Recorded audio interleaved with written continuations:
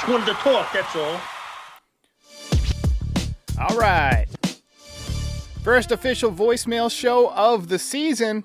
Welcome back, everybody. Welcome to another season of Yankees baseball. And it's been an interesting winter, to say the least. A lot of new faces, a lot of clean-shaven faces that will have beards in a few days. We'll get more on that in a second. But, I don't know about you guys, but I am ready for my most recent baseball memory to be something other than Game 5 of the World Series. Big news today is that the Yankees have amended their polarizing facial hair policy. This is cool. I know it will not sit well with some of the more, hardcore old-time fans that, really got used to the clean-shaven look. But this is not an ancient policy. This was instituted by George Steinbrenner in the 70s. And I think it's great that the Yankees are going to allow some well-groomed beards moving forward. So let's go ahead and take a look at the statement from Hal Steinbrenner on the issue. He says, "In recent weeks, I have spoken to a large number of former and current Yankees spanning several eras to elicit their perspectives on our long-standing facial hair and grooming policy, and I appreciate their earnest and varied feedback." This sounds like it was written by ChatGPT. "These most recent conversations are an extension of an ongoing internal dialogue that dates back several years. Ultimately, the final decision rests with me, and after great consideration, we will be amending our expectations to allow our players and uniforms personnel to have well-groomed beards moving forward. It is the appropriate time to move beyond the familiar comfort of our former policy." And I just want to say that is a smart move. You're a smart motherfucker, that's right. Raymond says, "Poor Devin Williams, he just got it shaved." Yeah, I mean, that would suck to have this massive beard, and you get to camp, and you hit the razor, and you shave it all, and then a couple of days later, Hal's like, "You know what? Never mind. Go ahead and grow it back." Oh, man. Tough luck for Mr. Devin Williams.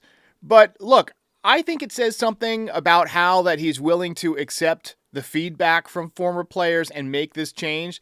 I think he saw Devin Williams without his beard and was just like, "Nah, man, let's get that guy some facial hair again."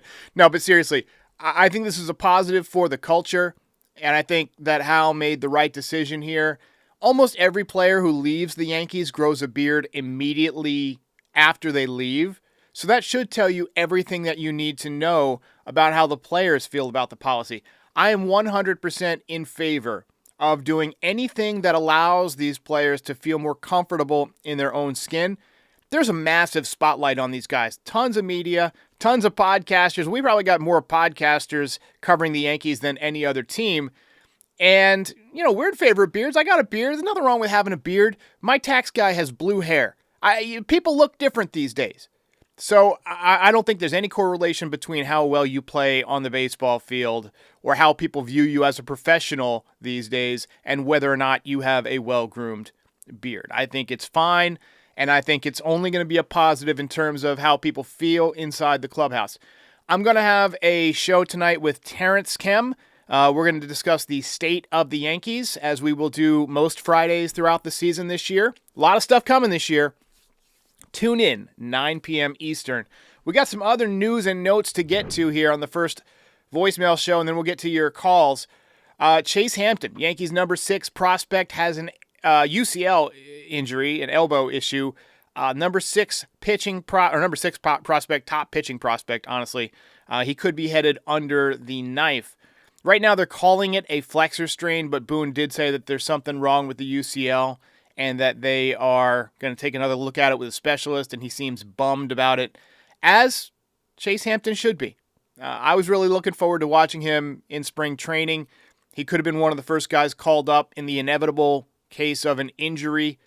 And this is why you got to be careful with investing too much into pitching prospects, because, they can go down with elbow stuff at any given time, shoulder stuff any given time. And this is why you got to be careful about prospect hugging, too. But when you're a pitcher, you're at the mercy of that tiny ligament in your elbow. And it sounds like it's going to be another derailed season for Chase Hampton. Last year, he had some other elbow injuries. I mean, there's no question about the stuff. He's got a 99-mile-an-hour fastball, cutter, slider. He only made 7 starts last year, but had a 2.41 ERA, former 6th-round draft pick. And if he has to miss the season, I mean, that's going to put him well behind the 8 ball. He's 24 years old, so that would mean at minimum he's 25 next year when he's making his return. And there's no guarantee that he would, make the rotation next year either. So, something to keep an eye on. He does have great stuff, but his mechanics, they're a little bit inconsistent, and that can lead to elbow injuries as well. Something we see he's posing with the Apple Watch there. He's a guy who kind of flies open a little bit on that front side. You see how he spins off a little bit? That puts strain on the elbow. You see him falling off towards first base. So, that's something that, it's obviously a bummer, but it is what it is. Injuries are a part of the game. Anthony Volpe has bulked up this winter. There's been a lot of videos and pictures of him floating around where he is noticeably stronger. I worry about shortstops becoming too bulky because it can affect their range, but maybe he realized that he was wearing down throughout the season last year, and instead of getting constant rest, he just decided, hey, look, I need to be stronger. I need to be physically more durable. Michael Jordan did the same thing when the Bulls were having difficulty getting past the Pistons, around 1990 or so. And there was all this talk about, is his added, muscle going to reduce his athleticism? But it didn't. He only got better. He learned to play with a new weight. Marcus Stroman will be pitching the opener today. I think that's interesting, but I wouldn't read too much into it. I do think that there's a chance he could still be dealt by opening day, but as we saw with this injury to Chase Hampton, I mean, injuries can come out of nowhere, so it doesn't hurt to have a little bit of insurance. And Jason Dominguez will be in the leadoff spot today, and he's going to be rocking number 24. We've got Oswald Peraza in the lineup. We'll talk about the lineup in just a second. But first game of the spring today, and I just wanted to give you guys my spring schedule for post-game shows, because we don't do every post-game show. We try and do the ones that are available or, easy to cover, because I do work during the day. So we're going to do February 23rd, March 1st, March 3rd, March 7th, March 10th, March 14th, March 16th, March 19th, March 22nd, and March 23rd. Those will be my 10 preseason post-game shows. So tune in for those, and let's get to your voicemails. You have 200 new messages. All right, first voicemail is on Paul Goldschmidt. Yeah, Derek, I think the biggest X factor coming into this season, I mean, obviously we have what we have at third, so I just kind of expect whatever we get is a plus. I think Paul Goldschmidt is going to be our X factor, because first base the past 2 years has been effect. So if Paul Goldschmidt gives us a 260 batting average with 25 bombs, that would be a great pickup. But I do not think the third baseman for the playoffs is on the squad right now. I'm not too worried about it opening day. I think it'll be all right. Appreciate the call. Yeah, Paul Goldschmidt has a chance to really upgrade the Yankees at first base. He is hitting third in today's order, rocking number 48, same number as Anthony Rizzo. Let's hope he has a little bit better luck with the Yankees than Anthony Rizzo did. Now, you mentioned that the third baseman for the playoffs, and it's not a guarantee that we'll make the playoffs, so let's just not get ahead of ourselves. Still got to play out the season. It might not be on the roster. Oswald Peraza, batting 8th today, still rocking number 91. Look, I'm a fan. I don't have to pretend to be a journalist and be objective. I am rooting for Oswald Peraza to win this job. I like his glove. I like his arm. I want him to hit, and I want him to prove in spring training this year that he can hit. And I think with regular at-bats that he will hit. Now, I know a lot of you are rooting for Oswaldo Cabrera.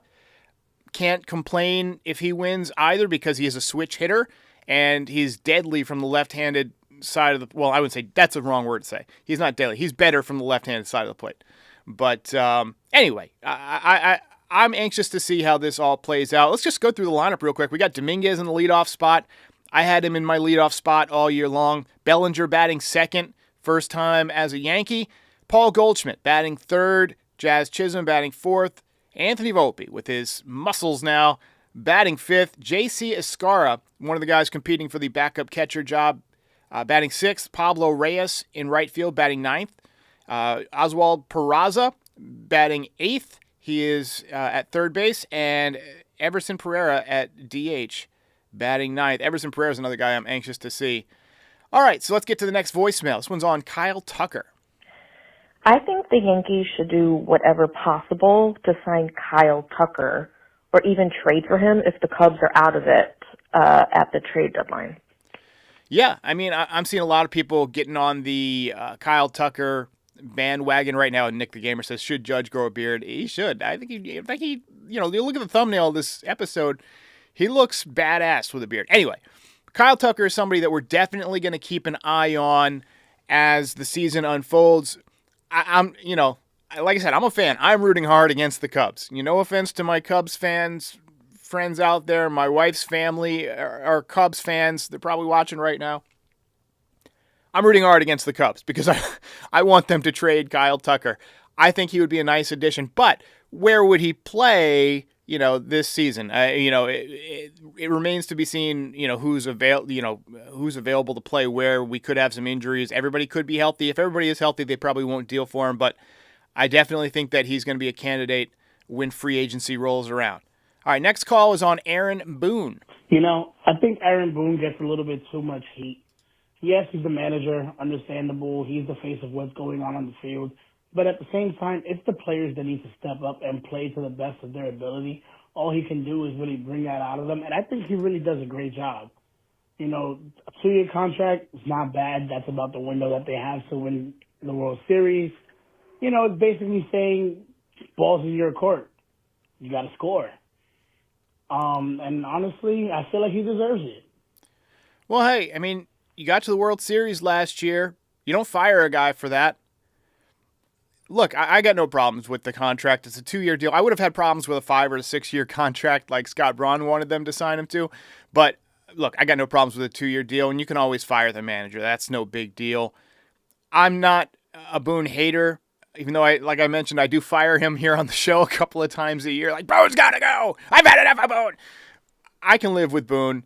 I just, I'm going to need him to manage the bullpen a little bit better this year. And I'm glad that they brought Tim Hill back because, you can't have Nestor coming out of the bullpen in big spots. This doesn't make any sense. Other end of the How spectrum. did they sign Boone to an extension? I know you said you don't hate it, but I sure do. Like, hey, what's up, by the way? Andrew New Rochelle. What's up there? It's mind-boggling. There's just a complacency problem on the team. Like, how are they so okay with mediocrity? And, okay, so not mediocrity. But when you have this roster, how do you not crush? It's just any manager or many managers can step in and just absolutely rock this team. So how many games have the Yankees won and that you can point to and say, we won that game because of Boone? Seriously, like, I can't think of any. If anything... I appreciate it. It went on for another couple of minutes. Reminder, keep your voicemails, maybe a minute and a half or so, just for the sake of our listeners. But I appreciate the call. I appreciate the rant, as I mentioned in the little lower third there. Takes, questions, ideas, memories, comments, suggestions, rants, all that stuff. Be mindful that people are listening who might not like swearing. So, if you need to swear, if you absolutely have to, I might bleep it out. I might play it. Depends on my mood and my energy level for the day. But as you can hear from that caller, there's a diverse spectrum of how people feel about Aaron Boone. Some people don't mind him. Some people love him. Some people hate him. I'd say more people dislike the move than like it at this point. Hey, Derek, random question. Now that I'm a little calmer after the Boone voicemail. Was curious if you can share any insight as to how they pick numbers for guys on the team. I was always curious about that. Never knew the rhyme or reason. Like, why do some guys get to pick their number, yet other guys don't? I'm assuming it's the higher profile that you are, you get the pick and whatnot. But I'd be curious if you happen to know that and could share that one day on one of the episodes. All right, you're the best. Appreciate Great it. listening to you. Thanks. So the Yankees clubhouse manager, I believe his name is Rob Kukuza, hands out numbers to rookies when they come to camp. A lot of times these guys don't get to pick their number. They're just kind of given what's available. If someone gets traded to the Yankees, they're given an option to pick numbers from what's available. I remember, I want to say it was Jameson Taillon, but I could be wrong on this. There was somebody who was kind of funny who said after they got traded, well, why don't you just tell me which numbers are available? Because he was trying to pick what number he wanted and none of them were available because most of them are retired at this point. The clubhouse manager gives out the initial uniforms. And then after somebody has a little bit of time in the major leagues, after it's clear that they're a favorite to start, they get to change it. You might remember that when Austin Wells came up to the major leagues, he wore number 88. Last year in spring, he changed it to 28. Jason Dominguez, when he first got to the major leagues, wore number 89. Last year, again, 89 when he got called back up. This year in spring training, he changed it to 24. Same thing happened to Don Mattingly. When he first got to the major leagues, he wore number 46. Now retired for Andy Pettitte. Mattingly switched to number 23. Now retired for Don Mattingly. So, I mean, the numbers are what they are. You get used to whatever somebody wears. I don't love numbers like 92 for somebody who's an established player. I don't know. I mean, it's just a number. How can a number be disrespectful, right? But it feels disrespectful. It feels unserious about a player to give them such a high number. I don't know why. It's irrational. Numbers have no, assigned, feeling that goes along with them. Theoretically, number 26 should have the same value as number 92 in terms of a uniform. It's just the way I feel, and I can't explain it. Hey, Aaron.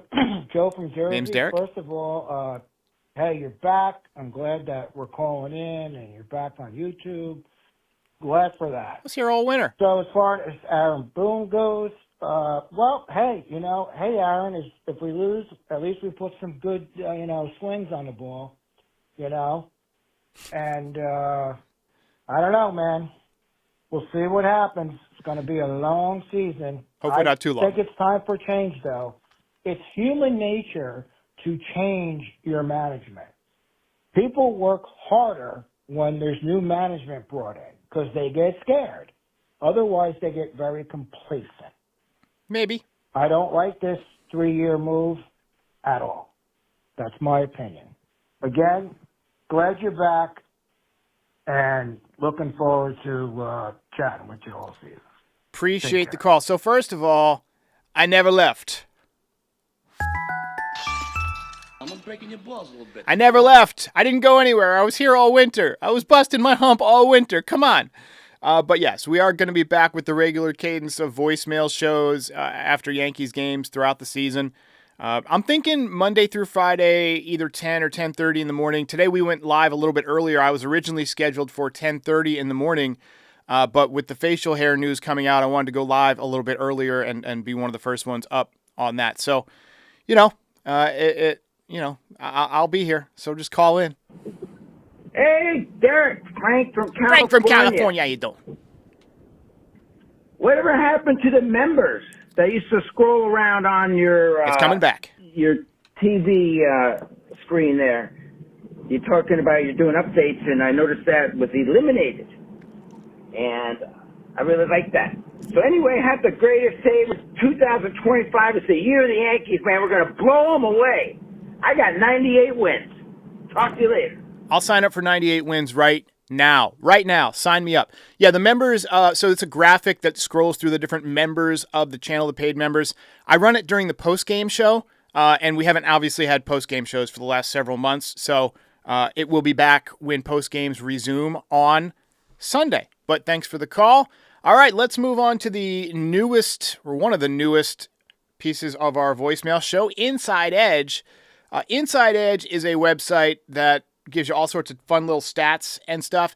So my nugget of the day is that opponents swung at the first pitch from Marcus Stroman just 25% of the time in 2024, lowest among major league pitchers with at least 129 innings pitched.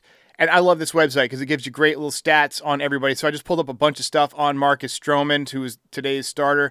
And we'll do this throughout the season, get, basically nuggets of information about the key players that day. You see he works away to right-handed hitters. He doesn't throw that hard. The fact that guys aren't attacking right away tells me that they're not scared of his stuff, right? You're not worried about getting to 2 strikes against Marcus Stroman because he's not a strikeout pitcher. You don't mind falling behind in the count.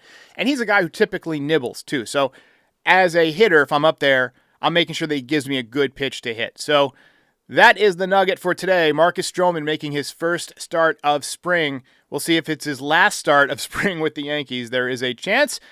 NostraDerek time. One possible future with NostraDerek. NostraDerek back, and this year we are going to keep track right here on the screen of NostraDerek's batting average. And look, the stats will reset when the season begins, but we're going to have some fun with it during spring training. NostraDerek so far hitting 0-0-0, no predictions, but as of the next voicemail show, there will be a batting average, and then we'll see how we do this spring. Again, spring training stats don't matter, but I'm saying Anthony Volpe with a base hit, an extra base hit today, a double, a triple, or a home run in today's game. Hopefully putting that added muscle to use. Let me know your predictions in the chat, and let's go on and get to the audience chat. John the Beagle Dad says, I'm an old head. Modern days call for modern rules. I'm going to go ahead and agree with you there. I think it's time to adjust this rule. It's one of those things that I was planning on talking about tonight, about the Yankee culture anyway with Terrence when he comes on. But the fact that we have this rule change, I think it's only going to be a positive for the people in that clubhouse. I think it's going to be something that makes guys more comfortable, and it's not going to affect play at all. And I'm interested to see who grows beards. I could see Goldschmidt growing a beard. He's had a beard in the past. I could see Aaron Judge growing a beard. I don't think we're going to get a beard out of Volpe. I don't even know if he can grow a beard. He doesn't seem like a guy who can. Well, maybe he can, but he doesn't seem like a guy who can grow a beard. He's got that baby face. Let's see who else is going to grow a beard. Who's going to do it? I can see Austin Wells growing a beard. He had one in college. I don't think Garrett Cole is going to grow a beard. I could see Devin Williams obviously growing his back. I think he's going to have the longest. He's going to be pushing the limits. They're going to make him trim it throughout the year. But I take a few more comments here. Jiggles Jingle says, it's the biggest thing the Yankees have done in decades. Interesting. It's the biggest culture change that they've made in decades. I would argue that drafting Aaron Judge, probably the biggest thing that they've done in decades. Maybe trading for A-Rod. Maybe drafting Derek Jeter or signing Mariano Rivera. Sinker Baller says, imagine Volpe with a beard. I can't imagine it. I can't see his face with a beard. Maybe he'll grow one and we'll be able to, but there are certain people who can form visual pictures in their minds, and I'm one of those people, right? When I'm designing the show, I kind of have an idea of what I want it to look like. I cannot conjure up an idea of Anthony Volpe with a beard. All right, we're going to cover this on Foul Territory today. Tune in at 1 p.m. I'm told to remind you, as I will every day, to get Pinstripe Territory on the go. You can follow us on all your favorite podcast apps. Go ahead and like and subscribe, and let's get to 60,000. We're cruising. We've been doing a lot of advertising lately, and man, we are growing. We're going to have a monster year, just like the Yankees, hopefully. Ladies and gentlemen, I will see you tonight, 9 p.m., and then first post-game show is on Sunday, and we're going to have Ray Fonseca, the actor who was on a couple of weeks ago, got great response from you guys. We're going to bring him back. I'm hoping we get his internet a little bit more stable, but hopefully he'll be a regular on the show this year. Still trying to get some other big names, trying to get Stephen A. Smith on the show, trying to get a few other folks, possibly a couple of Yankees players this spring. Spring is the best time to get players, and I'm pulling every string that I have, but we're going to try and get some folks on. But appreciate it. Thanks for calling in. Always call in 718-899-1068, and I'll see you tonight. Hey, while I've got you here, be sure to like the video and subscribe to the channel. Pinstripe Territory is the official Yankees podcast of the Foul Territory Network. We are home to the #1 most watched MLB postgame show on YouTube since 2021. We're here after every Yankees game and for reactions to all the best news and rumors during the offseason. Be a part of the show by calling into the voicemail 718-899-1068. Try to keep it clean for me. And if you ever miss us on YouTube, be sure and subscribe on all your favorite podcast platforms. Go ahead and rate us 5 stars. It'll help other people find the show. Thanks for watching. See ya.